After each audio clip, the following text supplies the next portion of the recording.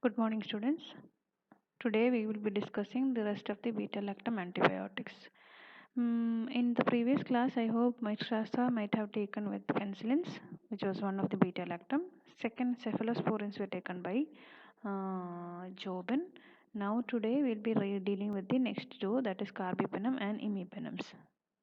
Sorry, carbapenems and monobactams. Okay. So just a reminder about the classification of beta-lactam antibiotic. Beta-lactam antibiotic, because it has a beta-lactam drug, beta-lactam ring in its structure, they are collectively called as beta-lactam antibiotics. Those antibiotics that come under the group includes penicillins, cephalosporins, carbapenems, and monobactam. Now, cephalosporins separate classification is also very important based on the theory marks. They are asked many times classifications of penicillin. Even cephalosporins are very important if you consider with the theory. Classification of cephalosporins or any one drug from cephalosporin can be asked for 3 marks. Coming to carbapenems and monobactam, just have a note on carbapenems and monobactam. Important points will be dealt and I will mention which will be asked for the question, which will be asked for the exams. Okay. Coming to carbapenems. As these are all beta-lactam antibiotics, the main function, unknown function, mechanism of action of beta-lactams are inhibiting cell wall synthesis. How they inhibit cell wall synthesis? By inhibiting the enzyme transpeptidase. As a result, the cross-linking bridges in the cell wall is lost and the cell wall becomes permeable and the bacteria dies off. This is actually the function of cell wall synthesis inhibitors, which are the beta-lactam antibiotics. Okay, now coming into details of carbapenem. As I told you, carbapenem are class of beta-lactam antibiotics with a broad antibacterial spectrum. Their structure is very resistant to beta-lactamases. So beta-lactamases are enzymes that are released out by these bacteria which can break the beta-lactam ring. Here they are very resistant to these enzymes, so the beta-lactam ring cannot be broken down. Also, they are obtained or derived from Streptomycin cattleya. This is the origin or source of carbapenems. Now, what are the drugs under carbapenems? Imipenem, meropenem, doripenem, and ertapenem. Okay, these are the 4 drugs that come under carbapenems. Now, coming to each drugs, imipenem. Imipenem is a broad spectrum which covers gram positive as well as gram negative, including the ESBL, means extended. Extended spectrum beta-lactamase plus pseudomonas and anaerobe. So this shows it has a very wide spectrum of action. Plus meropenem is another one which has a very less seizure inducing potential, which can be used to treat CNS infection also. Since it can cross the blood brain barrier, it is used for treating CNS infection also. Now ertapenem, which has when compared to the others, it lacks activity against acetinobacter and pseudomonas and has a little or limited activity against penicillin resistant pneumococci. When compared to the above 3, imipenems and meropenems are commonly used and their activities are much far better than ertapenem, where the spectrum is limited.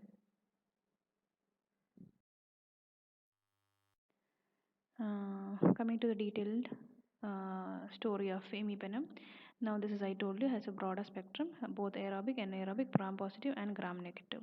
Characteristic broad spectrum. It is used intravenously or pharmacokinetics, active only intravenously, and very resistant to beta-lactamase enzymes. Side effects. It has seizure that is, it will activate seizure in people when given at high doses, or the threshold seizure threshold is reduced and the patient can go into seizure at very high dose.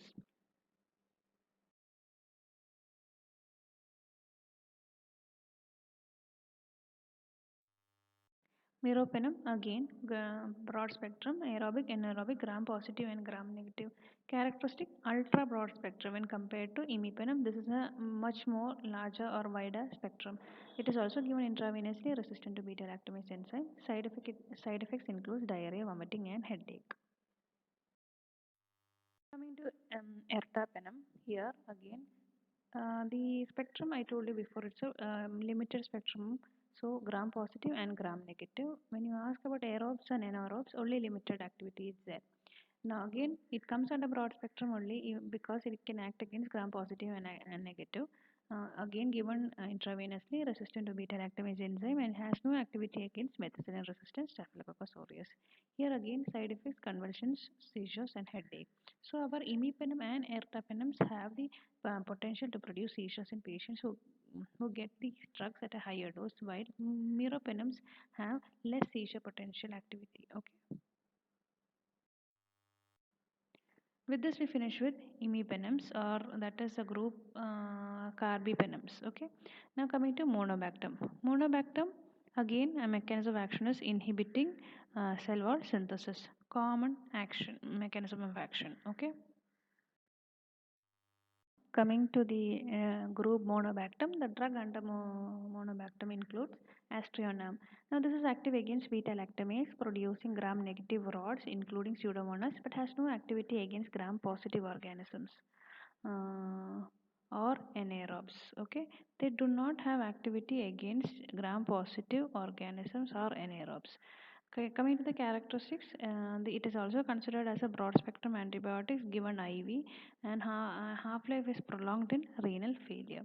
Very resistant to beta-lactamase enzyme and not effective against MRSA. Side effects include diarrhea, nausea, and vomiting. So the drug that come under monobactam is Aztreonam. It has no activity against gram-positive organisms. The first line what I have written is wrong. I have mentioned gram positive, but it has no activity against gram positive organisms. Okay.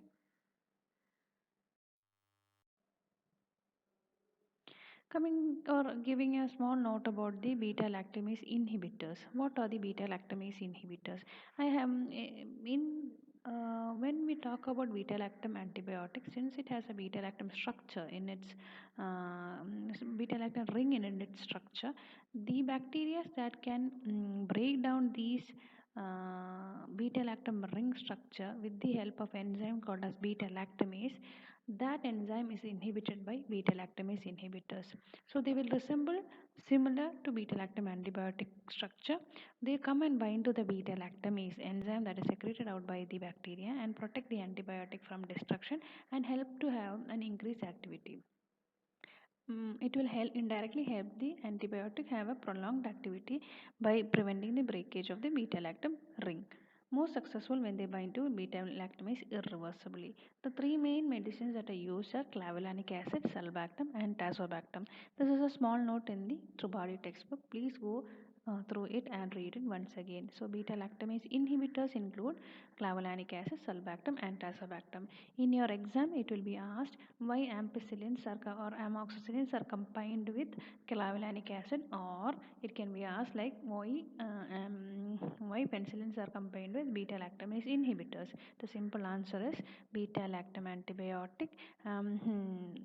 These bacteria have a property, those bacteria that produce beta lactamase enzymes have the property to break the beta lactam ring. To prevent the breakage, we add beta lactamase inhibitors and enhance the activity of these antibiotics. The examples for beta lactam inhibitors includes clavulanic acid. Coming to the next topic, newer antibiotic, a small note about newer antibiotics. Now, based on the mechanism of action, cell antibiotics that inhibit cell wall synthesis. What are the other antibiotics that inhibit cell wall synthesis apart from the beta lactam, what we studied earlier?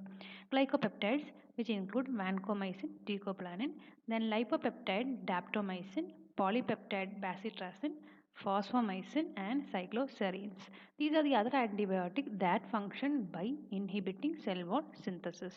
Coming to each drug in detail. Before going into the details, the other few more drugs are there, which few more newer antibiotics are there. Those are linezolid, torizolid, which come under the group oxazolidinones. Okay. Then streptogramins, where the drug pristinamycin is there. Then polymyxin B and colistin, mupirocin, and fucidic acid. These are the group of drug that are newer drug that are present in the market. Coming to the first group, that is vancomycin. Now, vancomycin is obtained from Streptococcus orientalis. The main spectrum is it inhibits the gram-positive organism by inhibiting the cell wall synthesis. Same to our penicillins, where the what cross-linking between D-alanine and D-alanyl is being terminated, and the cell wall is becomes permeable. Cell membrane becomes permeable, and the bacteria dies off.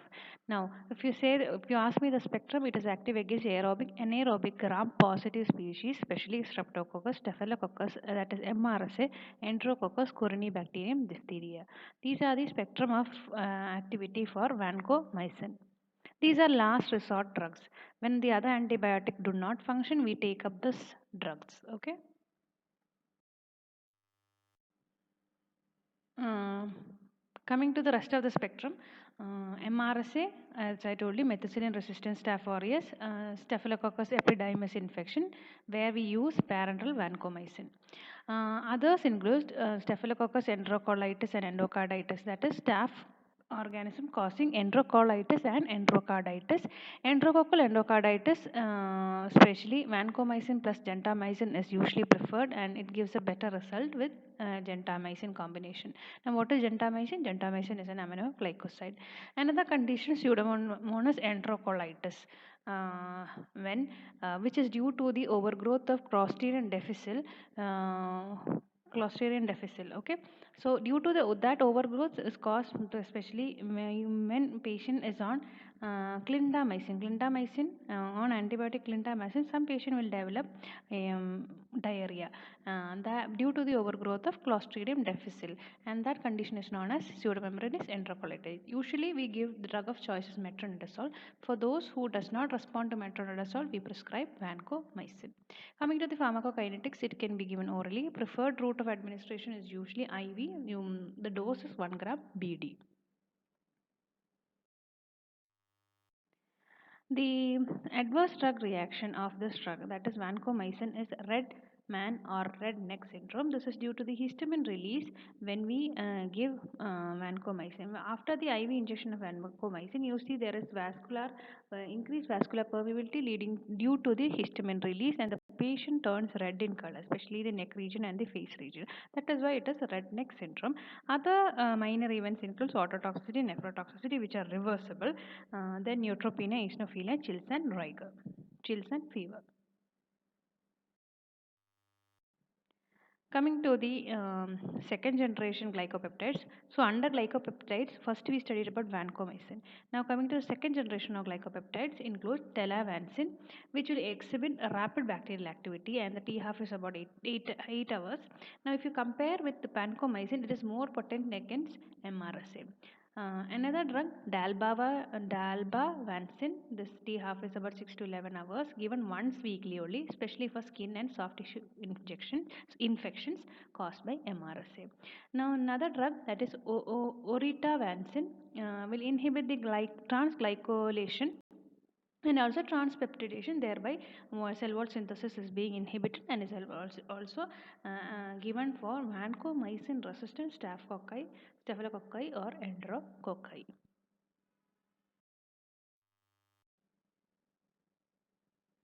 Coming to teicoplanin and ramoplanin, the mechanism of action is very similar to vancomycin, that is cell wall synthesis inhibition. But if you see the activity, more active than vancomycin against enterococci and very effective against MRSA.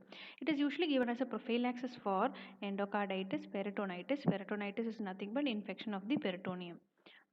Especially in immunocompromised patients, and also can be given as IV or IM. Its T half is 50 hours. That is why this drug may be okay. T half is 50 hours. Okay, the dose is 200 and can be first to 400, then given 200 per day.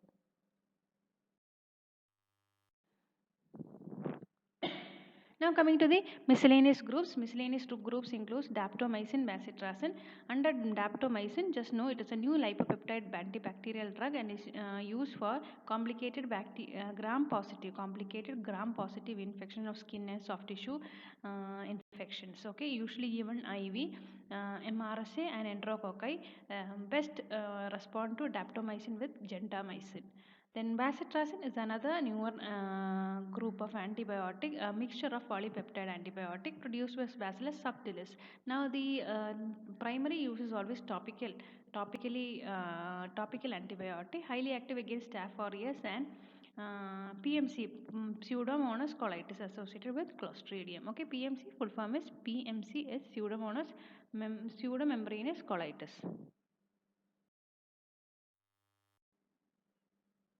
Coming to phosphomycin. This is a phosphonic acid derivative with a bactericidal action against a range of gram-positive and gram-negative bacteria, including Staph aureus.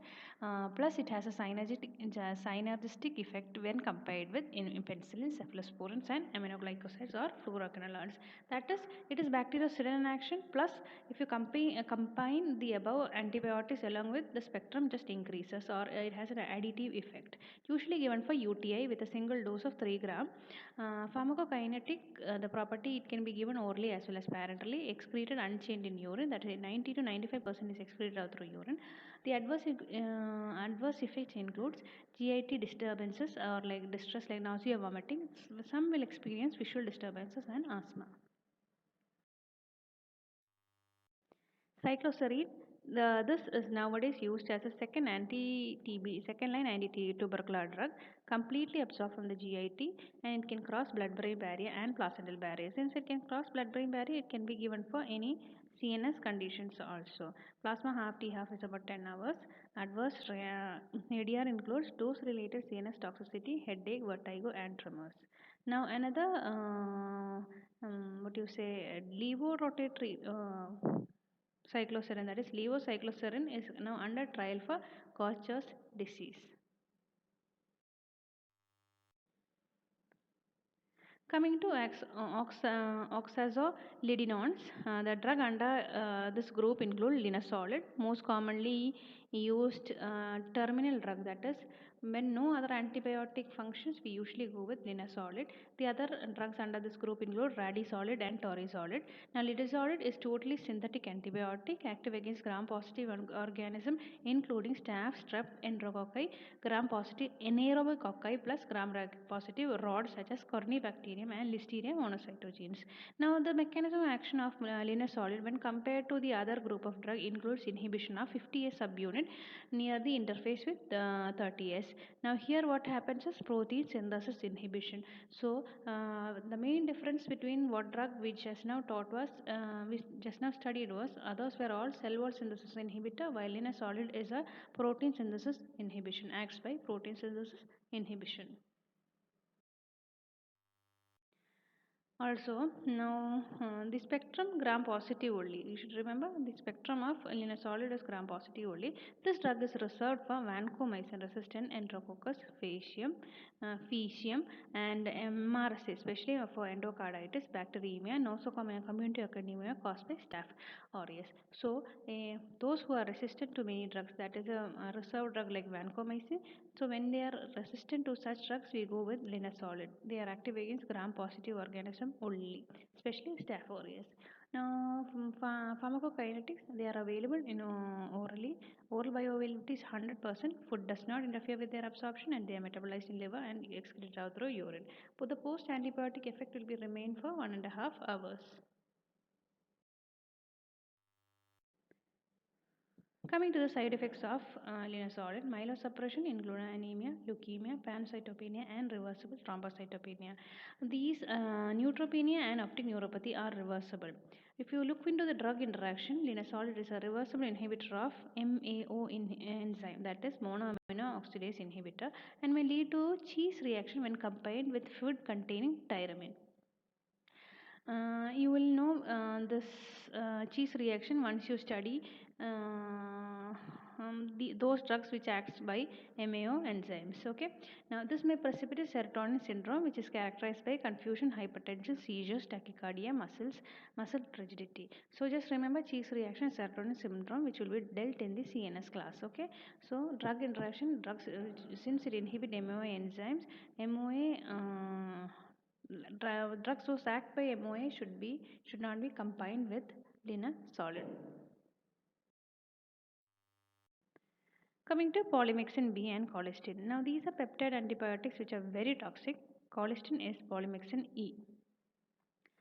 Now coming to the drug colistin sulfate can be used for given orally, and colistin methate sodium for parenteral use. Two type, oral as well as IV. Polymyxin B and colistin, that is polymyxin E, function as cationic detergent and disturbs the bacterial cell wall, and hence the integrity of the cell wall is being lost and the content flows outside and the bacteria dies off. This is how polymyxin B and E functions. E is nothing but colistin. Adverse effects, if you look, neurotoxicity, paresthesia, ataxia, and slurred speech. Nephrotoxicity leading to hematuria, proteinuria, and tubular necrosis. Since it has very high adverse effect, they are very called toxic peptide antibiotics. Coming to mupirocin is another neuroantibiotic. They act by inhibiting bacterial RNA and protein synthesis.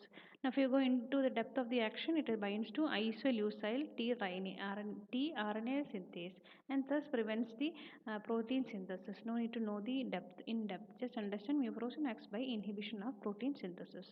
Now, they are active against staphylococci and streptococci. The spectrum includes staph and streptococci.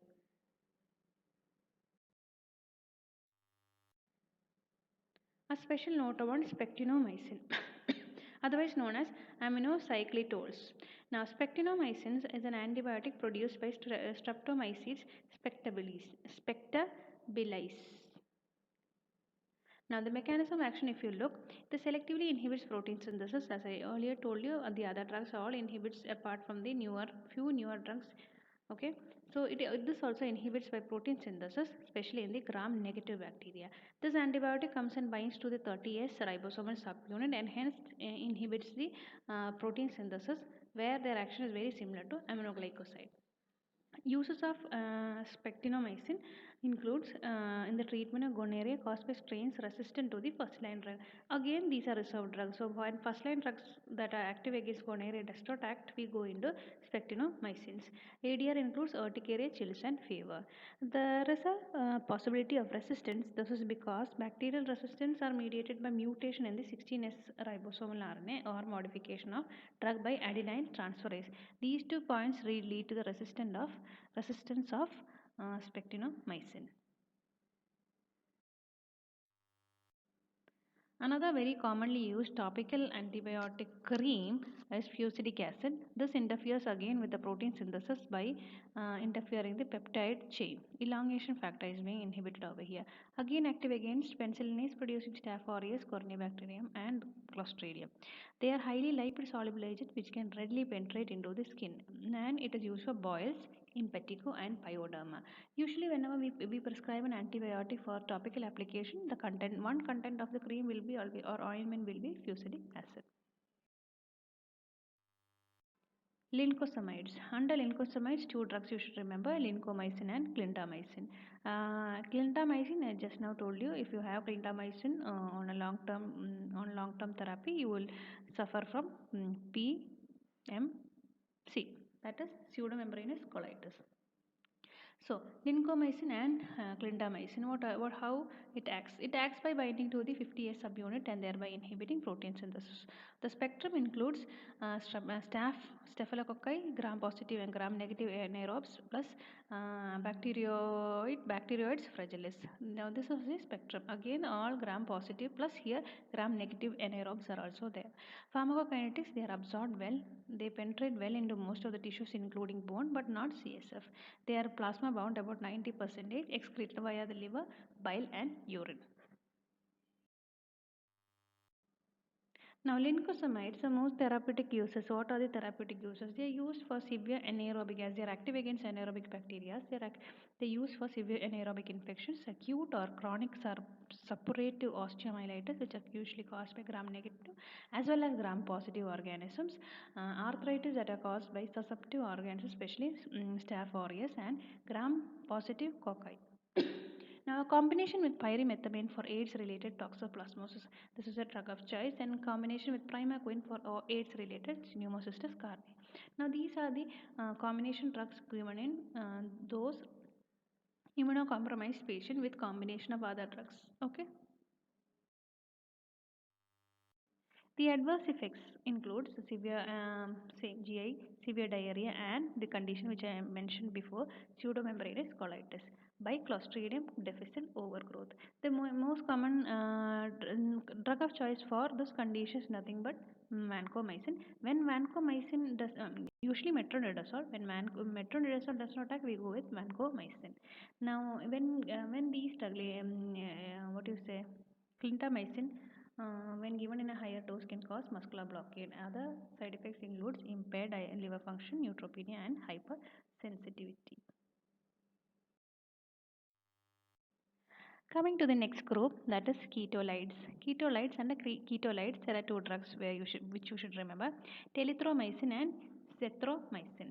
Now, telithromycin is a semi-synthetic derivative of erythromycin, where